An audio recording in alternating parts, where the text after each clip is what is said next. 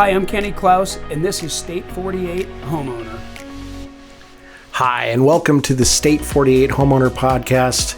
I'm Scott Koyman, and today we are talking about holiday lighting. Holiday lighting, a lot of people think, oh, it's a Christmas thing, but we're starting to see in more and more neighborhoods like mine, that it exists for other holidays too. My neighborhood, it seems like there's just as many decorations and lighting for Halloween as there is in a lot of neighborhoods for Christmas.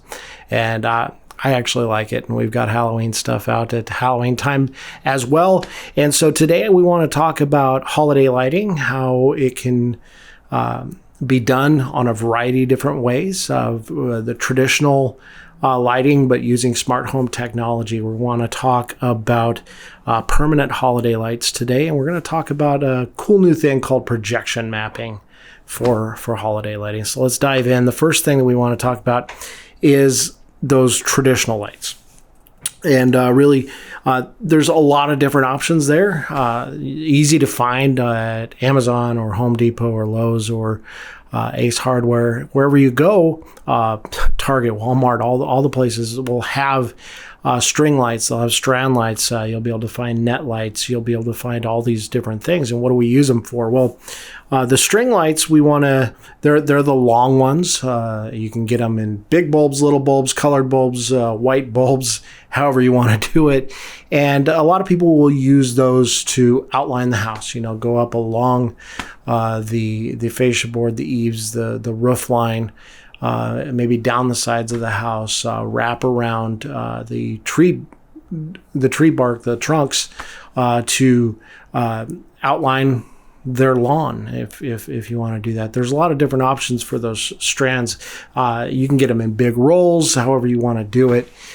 There's also net lights, and I like net lights for shrubs, for trees.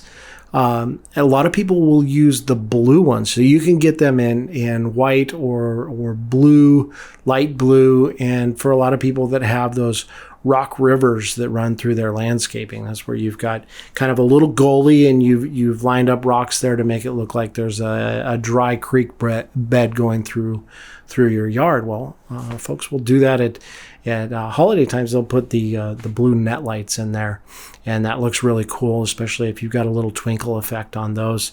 Some other things that you could do. You could use uplights for trees. If you're thinking about doing some things year round, for just regular landscape lighting, it often makes sense to get ones that you can adjust the color at different times of the year. And so you can have white lights, uplights on your trees and plants and on your house. And then at holiday times, you can change those out into other colors. And so a lot of people will do that.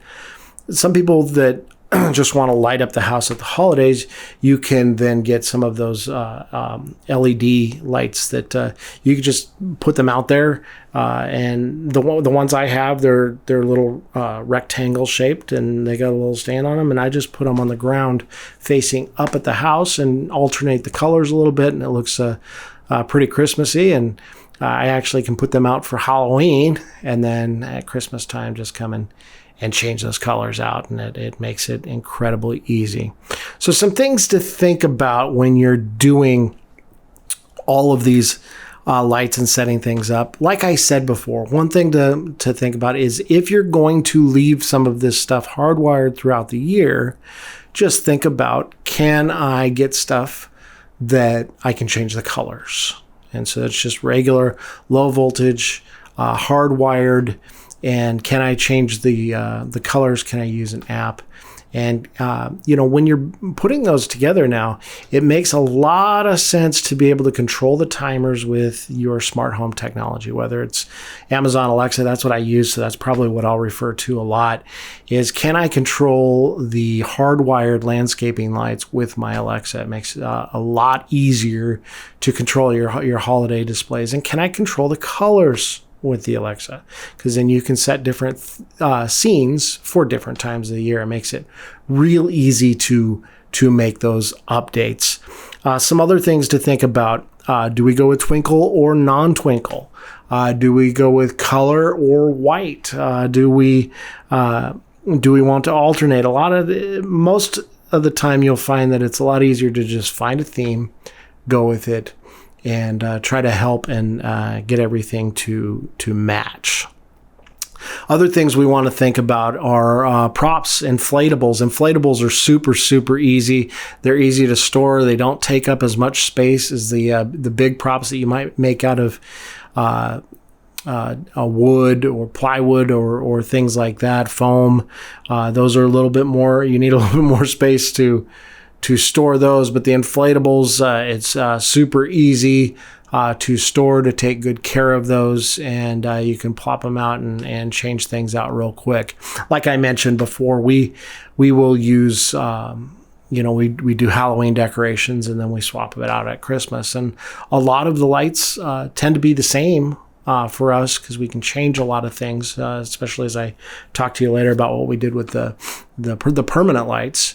So we'll swap out inflatables, a couple other decorations, and it's a pretty easy switch from Halloween to Christmas decorations. There's a lot of great ideas for props on YouTube. Especially with Halloween decorations. There's a lot of people that go super crazy about having props that look like they were from a movie scene that you can make out of styrofoam and some paint. So go check some of that out for some ideas. Other things that you can do with foam or plywood is to create silhouettes. And silhouettes work really good with uplighting against the house.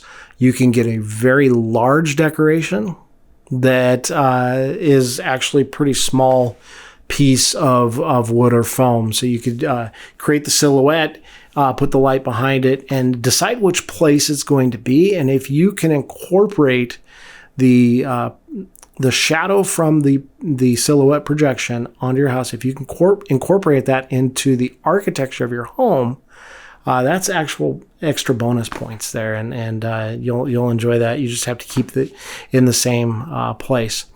Another thing that people like to do during the holidays is luminaries. Those are those little paper bags. You put a candle in, and it shines and projects out and glows, and you could put those along your sidewalk, around the borders of your yard, those kinds of things. Those can be a little time consuming because you got to go out there and light the candles. You got to change out those tea candles, but there is another way to go about it. You can go look on Amazon for electric luminaria kit.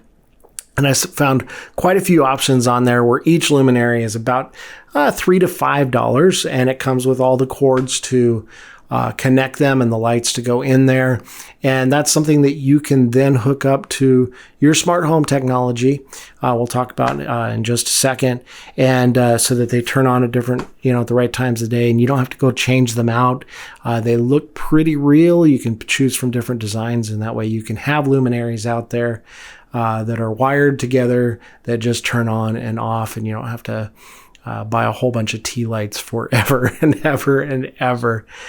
So let's talk about some of that smart home tech.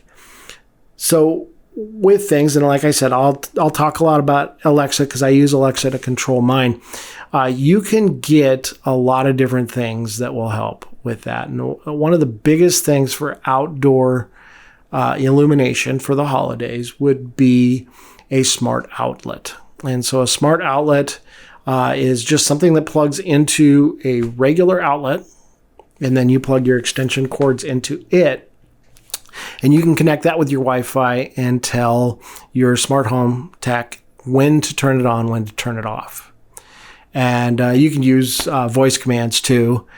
For me, if you're in my house and you said, Alexa, Christmas on, or turn Christmas on, then the Christmas tree will come on, all the outside Christmas lights will come on, and you're good to go. I also have it set to turn on at about 4:30 in the afternoon and turn off at midnight. That way, it's not staying on all night and using up electricity. It's not annoying my neighbors, And it actually lets me know, hey, it's time to go to bed if I'm still up at midnight and the Christmas tree turns off. Those kinds of things. So, use those options. And like I said before, even if you're hardwiring things, in a lot of cases, you can tie that in with your existing smart home systems and keep everything into one program. So everything turns on and everything turns off. This video is brought to you by Klaus Team Real Estate Solutions. The Klaus Team is different. With the Klaus Team, you have someone on your side. Where you live and make memories is important. We have more unique strategies than anyone else to help you accomplish what matters most to you. We can help you with traditional real estate as well as other options such as our lease purchase programs. We can help you buy first then sell, and we can bring you instant offers. We're here to help our neighbors achieve the American dream and help them build wealth through home ownership. For more info or to start your home search, visit us online at klausteam.com. The next thing I want to talk about is safety. And we talk about, a lot of things that we talk about are electrical. I don't want to forget about ladders though. Going up high is I've both of my kids' grandfathers fell from ladders while doing things. One, holiday lights. The other was a cable splicer for the phone company, and he fell from the ladder, and both of them got injured pretty bad. And so I pay extra special attention to ladders. And, I skydove from 13,000 feet above the ground, and yet I'm nervous going up on a ladder. And so pay attention, be safe with those kinds of things. But the biggest thing that we want to pay attention to is electricity. We're using electricity outside with the elements, so we want to pay attention to that. Most of the areas that you're listening to this, State 48 Homeowner in Arizona, most of our spots are not going to get snow. Some of them you will, and if you're up in the mountains, but we're not going to get snow. But we do get rain in December, and we do get rain in other months that we might have holiday decorations up. And so we just want to pay attention, make sure that the extension cords that we're using are rated for being outside. Any power strips that we're using are for being outside. We want to make sure that we're not overloading any circuits. And we also, this is pretty important, we want to make sure that any circuits that we're plugging into have GFCI. That's ground fault circuit interrupter. And what happens with those are generally outlets that we'll have outside, general outlets that we might have in our garage, anything in the bathrooms and kitchen around the sink. And it's designed that if we get a short that we would expect to see from water, that it will trip much quicker than a regular breaker will trip. And it's a minor trip. It'll trip on those outlets that are tied to that GFCI. So you want to make sure that you have that. And I'll tell you why. It trips pretty easily if you have, if water is able to get in between. Sometimes we'll have one strand of lights connected to another strand of lights. So I use CenturyLink for my internet at home, and they have a little box in the garage that everything goes through, and it's powered and it's hooked into the garage. And that is the same circuit that my holiday lights are on. And I always know when it's raining, and water has gotten in between one of those two where the light strands connect together. I can tell when water's gotten in there because it'll trip that breaker, and all of a sudden our internet goes. And they're a pretty reliable provider, I've found, at least in my neighborhood. And so when it goes down, I know that that's probably what happened. I got to go disconnect that, and it must be raining outside. We want that to happen, because what would be worse is if I happen to go outside barefoot or something, come up close to that light and get electrocuted. That would be something that would be pretty horrible, I would think. And so we want to make sure that we're doing that and being super safe with all that. Don't overload any circuits, and make sure that they're plugged into the GFCI. And also, if there's any way that you can hook your holiday lights up to a timer or to your smart home, it's going to just save a ton of power when you forget to turn off your holiday lights, because those will zap some power. The bigger you go, the more power that you're going to use. So let's talk about the next piece. So that was just your traditional lighting, automating that. I want to talk about permanent holiday lighting. This is something that I've done. This is something that Kenny's done on his house as well. And it's permanent lighting is LED lights that are built into the structure of your home. And they are designed to be able to turn off and turn on whenever you want. We don't need to go and hang those Christmas lights, climb up there and do that kind of stuff. And we can just change them as we want. Most of them are hooked up to an app. And the way I'll tell you about the way mine work. And you can find out about these just by Googling Permanent Holiday Lights Arizona. There's a couple companies that exist in Arizona. A couple of the big ones are Everlights and Trim Lights. I'm not endorsing anybody. I use Trim Lights on my house. I had a good experience. Other people have used other brands on their house, have had great experience. But basically what they've done is they've taken these aluminum channels that are matched to the color of the house, and they go under the eaves. Now, everybody's got different constructions on their elevations of their home and different ways that they can do it. They have solutions for just about every type of architecture. Mine, I have had the ability for most of it to go underneath my fascia or behind my fascia board in the eaves, and to go and so they kind of sit there. You don't really notice them. And there's one strip that went across the garage, and they were able to tie that into an existing piece of my architecture as well. So it doesn't stand out. You really don't notice it. The bulbs are very, very tiny. And so honestly, unless you're looking for it, you're probably not going to see them until they're turned on. And that's the joy, is I'm able to have holiday lights on my house 12 months out of the year, and they only turn on when I want them to. And I've been able to use them for a lot of different things. I made a list of some of the things that I've used them for. Valentine's Day, we go pink and purple for Valentine's Day. St. Patrick's Day, we go green. Easter, we have a pink, a green, a purple, and you can choose whether or not they're moving, whether or not they're static. And it's pretty cool. We do red, white, and blue for Memorial Day and Flag Day and 4th of July. For my kids' birthdays, we put their favorite color on the house. I'm a Packer fan. I own the team, so I figured I should decorate the house and so I've got the green and gold on there, and it moves along during Packers games.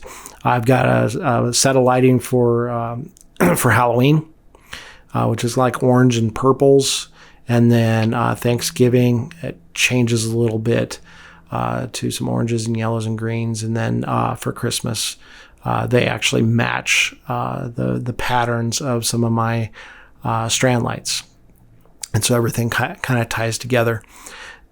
And those are all things that we just have on the calendar. I can go for holidays that move around, like Memorial Day, like Easter. I will just go and set those at the beginning of the year, and they'll just automatically happen. I forget, and I've walked outside and go, oh yeah, I got the holiday lights up today. And then, the holidays that are normal, they, like Christmas, it just, that whole month, it's always going to be Christmas lights. And I just set it to go on at 4:30 and off at midnight, like I mentioned before. Now, there was another instance that I used it that was kind of powerful. One of my neighbors, she had gone in, all of a sudden had some pain. And she and her husband were going out to the movies, and they said, well, let's go to urgent care because this is pretty painful. And unfortunately, they came out of there with a pretty bad diagnosis that was tied to cancer. And she wasn't given very long. And so the neighbors started changing their carriage lights right outside the garage to pink, and just kind of lighting up the neighborhood in support. And so I didn't even need to wait for pink lights to come from Amazon to change my carriage lights. I could just go in and set my house to pink. And my house kind of sits in a way that, she had a hospital bed in the downstairs. And so she could actually see down the street and see my house and just see that there was support from the neighbors on that. And so there's a lot of different things that we can use the lights for, and it makes it incredibly easy for us. And then, as far as the carriage lights, it was easy for me too, because I had some little bulbs that you can plug in and change out, which I've used at Christmas. So that's another thing you could do is on your porch light, your carriage lights. There are little lights that you can get that you can just easily change out the colors for during those seasons. And I do have my carriage lights and my porch lights on my Amazon Alexa program as well. So they come on at different times of the day and go off at different times of the day. So those are some different things that we can use for holiday lighting. The last thing that I want to tell you about is something that you probably won't do because it's a lot of work. But if you do, your neighbors will love it, except for the fact that it might bring extra traffic to your street. And what I'm talking about is projection mapping. Projection mapping, that is a process in which you set up a projector in a place that it is always going to be. So you can move the projector. Some people will build an enclosure for it. Some people will just create a way so that they can always just drop the projector in when they need it, and it's always in the same place, always pointing the same way, always focused the same. But once you figure out where you want that projector, and it works well if you've got a house with the right architecture. If you want an example of it, just look on YouTube for Galileo holiday projections. Galileo holiday projections. It's a guy in my neighborhood that has done this at a super high level, and people will drive into the neighborhood. He'll have it up on Friday nights and Saturday nights, and Christmas, Halloween, other times of the year sometimes. And he'll have little presentations already set up, and he has it where you can listen you can hear the sound on the radio. You tune your radio to a specific channel, and he does a really, really good job. And the process is you there's some software available, a lot of websites. If you want to see how to do it, there's resources on YouTube that take you step by step. Just look at projection mapping, house lighting, things like that. And so what they do is they'll use some software to, they've got the house on there. They'll trace out their house, identify the different architectural elements, because you can project different things in different places. Like the guy in my neighborhood, he uses his garage doors as a separate projector for, it's still the same projector. It's all one projector, but he uses that to show little movies on, and then the rest of the house is got designed. He can make his entire house brick in a moment. It's a stucco house. He can make it look like it's brick. He can turn it into a haunted house, right away. And it's really, really cool. And then you use After Effects from Adobe or a similar program to create these different displays. So it does take a lot more work. It has a little bit more setup. There's a lot of different approaches that you could take, but if you really, really want to wow people, you can go with projection mapping. There's a smaller instance of projection mapping that you can use as well, where you can use projectors to enhance your holiday lighting, either from the inside or from the outside. So we also have a guy in our neighborhood that has these 3 pumpkins that's set out in front of his house, and he's got a little enclosure that he's built into like a tombstone. So on the front it looks like a tombstone. On the back it's kind of got the projector hidden in there, and he's got some audio with it too on the radio. You can tune into that. And if you think to the Haunted Mansion at Disneyland, how they have the singing busts, it's the concrete bust, and it's got the guys' faces on there. They do that with projection mapping, and so they project the image of them singing onto that, and it knows the contours of what it's going on to, and so it looks real. Well, he's done this with these pumpkins, and you can buy these things. There's a lot of resources out there, some different websites where you can get projection mapping, where they've already done all the work for you. And where this works well is things like this, where you have a statue that you've created, or you've got those pumpkins, and you can project a moving face on them, which is really cool. And then a lot of people will use these with windows and doors. And so you can get the projector on the inside of the house, projecting onto a screen on the window. And you can get Santa walking through the house. You can get ghosts that pop up, things like that. And these are incredibly easy to do. It's not as difficult as the projection mapping on the house. They're a lot easier to do and a lot more cost effective. And you can just set up that projector and the screen. And then once the holiday's over, you can move it. If you have any questions about these things, dive on to state48homeowner.com. You can see other episodes that we have and let us know some other topics that you'd like us to cover. And if you have any real estate questions, if you'd like to know the value of your home, we'd love for you to reach out at 480-354-7344 or at klausteam.com.